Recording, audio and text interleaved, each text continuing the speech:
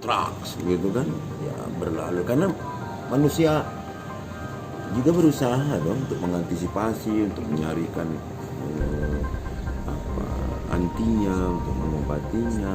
Bandara juga ruang isolasi aja udah kita siapkan. Ruang isolasi udah kita siapkan di bandara. Cuma di reserva ya Pak ya? Enggak, di bandara juga ada isolasinya. Jika ada yang diindikasikan terjangkit, kemarin ke angka syukur sudah lapor. Juga terus, oh ini dilarang, orang negara ini dilarang gitu loh.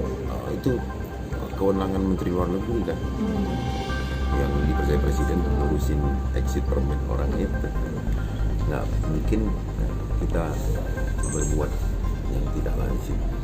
Tapi saya himbau untuk Dinas Kesehatan, itu yang di bawah kendali saya tuh, Angkasa Pura II yang di SND, itu untuk betul-betul teliti melihat pendatang.